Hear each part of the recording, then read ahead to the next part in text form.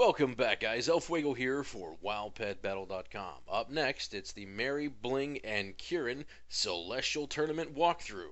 All 7 bosses. So while I've taken the liberty of speeding up all of the non-essential information, such as running to each of the trainers, the actual encounters themselves have been played at real time.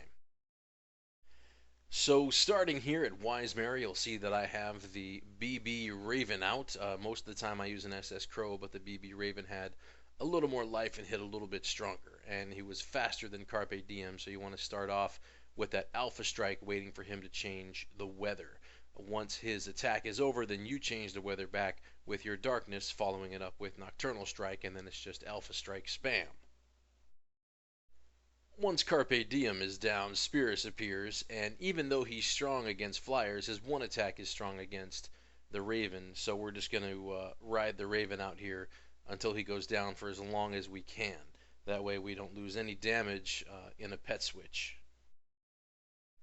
Spirus likes to use that Soul Ward, so just make sure that you don't use your Nocturnal Strike or Darkness when that Soul Ward is up, because it will block your next attack. So just keep spamming the Alpha Strike until you're sure you can pop either one of the others, and just ride that Raven out until he's down. So once your Scourged Whelpling has made quick work of Spirus, next up is River. Your double health Whelpling is going to be slower than River. Mostly anything you bring against River is going to be slower, as he's double speed, so the advantage here is that if the Scourged Whelpling is slower, then his Tail Sweep is going to do additional damage, so that does work in our favor. Now, I had one of the elemental killers on standby, which was the crab, but as you can see, we never even really got to it. The Scourged Whelpling was able to take him out with a combination of Darkness, his Death and Decay, and just the Tail Sweep until River was removed. So once River is down, and you've successfully moved Wise Mary out of the picture, it's time to move on to Bling.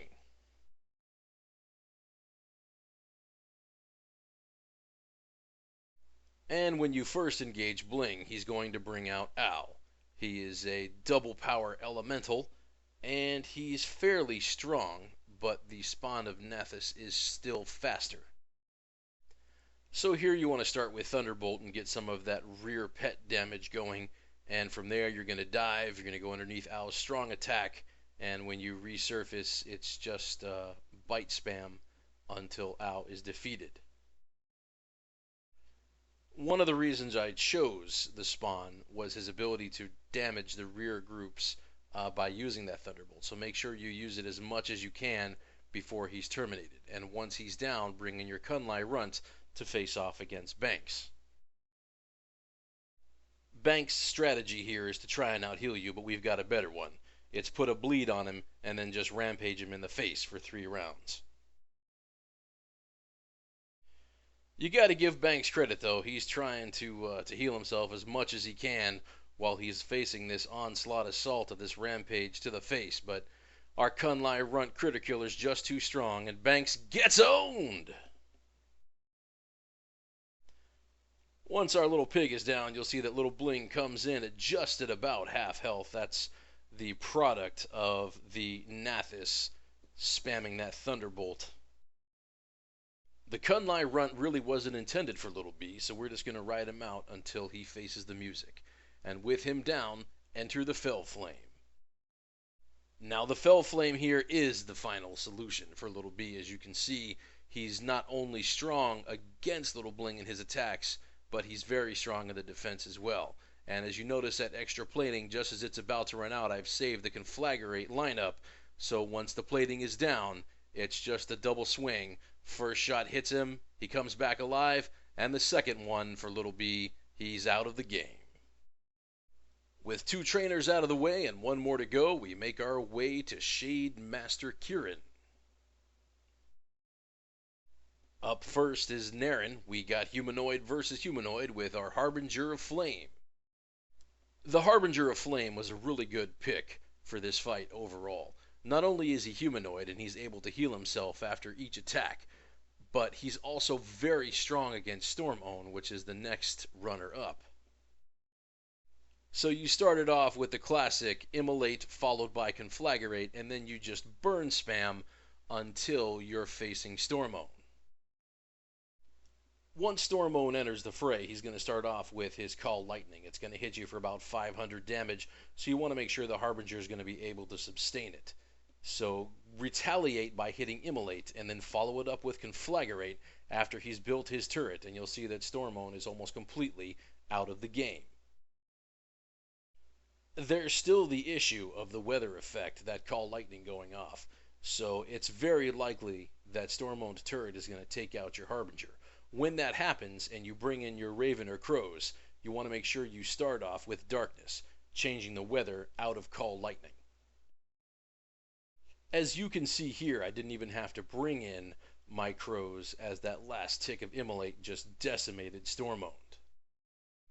But even though it's weak against Summer, you definitely want to start off with that Darkness changing the weather. Now, Summer does use the ability Dodge, which lasts not only the round that he casts it in, but also through the next round as well. So you want to make sure you're not using Nocturnal Strike or any strong attack like that until that dodge has resolved. The other reason I chose the Crows were the fact that his attack was also weak against them. So with both of my pets down, we have a full Son of Animus joining the fight here in the super late third round, and Summer is just going strong. She's got that dodge going. We're just going to kind of have to just take a stab at it until it resolves, and from there we're just going to reload our life with that Anima Siphon, and it's all she wrote. And now with all three of the trainers down, we're moving into the legends, starting with Eula. I like to start off with Pedal Feet. A lot of the time that first attack will have a chance to stun Eula, so from Eula I switch into the Gregarious Grell, and here it's really just all about the timing of each attack and when and where you use it. If done properly, the Gregarious Grell can actually solo Eula, as you'll see here. So when she goes up into the air, you want to make sure you use your phase shift. Not only will it last for the duration of the resolution of her liftoff, but when she comes down, it will actually last all through the entire next round as well. From there, it's just finding the best time to use Cauterize. You want to make sure that it's not on a round when you can attack her at the maximum damage when the Jade Shell drops off. So when she rises into the air, you're going to use that plane shift again. Same thing. It dodges her attack, and then you have the plane shift for the entire round afterwards, which is a great time to Cauterize and gain your life back up to full. It's kind of a long engagement, but if you play your cards right, you'll see that you're able to get through just fine. Eula always starts off, her combination is always going to begin with that Jade Shell, as you're about to see, and then after that she'll rise into the air for the beginning of her liftoff, but you're not really worried about it because you have that phase shift ready to go as she lifts off. And once her liftoff resolves, you also have that phase shift for the entire round of the resolution as well. So you can just run in and just spam your punch.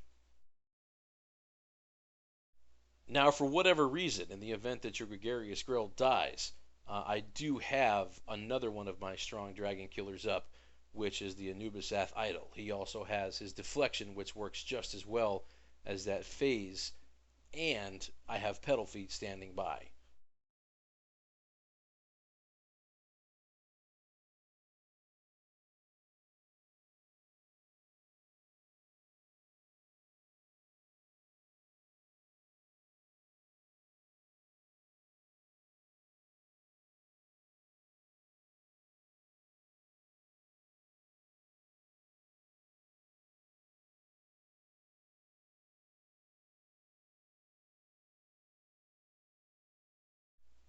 And with Eula down, we move into our next legendary with only this one plus 2 left, and that is the Xufu Cub of Xuan. These next two encounters are relatively fast. The first thing you want to start off with your little Alpine Foxling is to use his Dazzling Dance. that's going to switch the speed into your favor, and all of your pets are going to be able to attack first from here on out. Your second maneuver should be Bite. He's going to retaliate with a strike. And your third maneuver should be Howl. In the first 3 attacks, he's going to kill your Alpine Foxling, and he's going to bring in your Spiderling next. From here, we're going to set up our classic wowpetbattle.com Spider Burn. Your first round is going to be that brittle webbing. It's going to amplify the damage coming up on the swarm that's already amplified. As you see, huge amounts of damage going there by Xufu. The reason the Spider Burn works so well is because these legendaries have an ability that goes off saying they can't take any more damage than 35% of their life in total. So as each little spider goes slinging by, they do about 300 to 400 damage apiece. So we're able to work around that power spell. Once the spider's down, you just bring your Menagerie Custodian in, hit him with Shock and Awe, and follow it up with the Ion Cannon.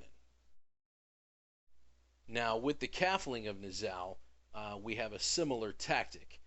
You can start with the Foxling again, and you use your Dazzling Dance. From there, you just get a little bit of damage in with your Bite, and follow it up on the third strike with that Howl. Now, some people have written in and told me that Zal quite often will go critical on them. I'm not too sure why that's happening. I don't know if it's a hotfix or what, but it hasn't happened for me since this has been out. I think I've been critically struck, I don't know, once or twice out of maybe 20 or 30 kills. I also use BB pets, which may have a higher resistance to being critically struck versus the HS ones. So from here, you use your Crystal Spider and switch into your next spider. There's actually a version 2 of Zal that instead of bringing in an additional spider, you bring in your Tranquil Mechanical Yeti and hit him with the Ion Cannon, and it's game over. If you don't have the annotations popped up, you would have seen the link show up just moments ago for that video as well. But moving into the 4th and final legendary, you see that we have Qiqi here. So Qiqi is always going to start off with her Tranquility. That gives us an opportunity to apply Doom.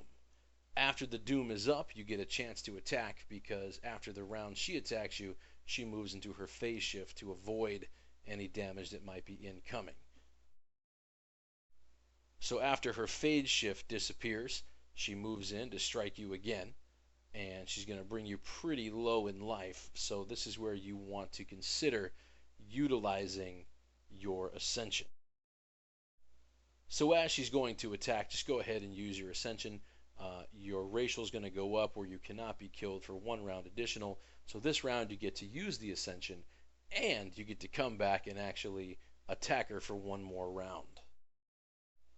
So you'll see that now she's gaining 25% additional damage every round, and the Doom went off, bringing her to under her half life. Now at this point, you're going to be able to use Arcane Storm. It's not going to matter that she goes invisible. You just want to get the additional damage debuff up by having the weather up reflecting it.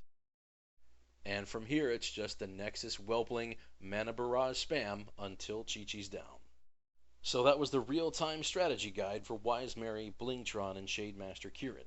Don't forget to subscribe and like us. We're always creating new guides for different opponents, so check our channel for updates. Thank you for joining me, El Fuego, for wowpetbattle.com.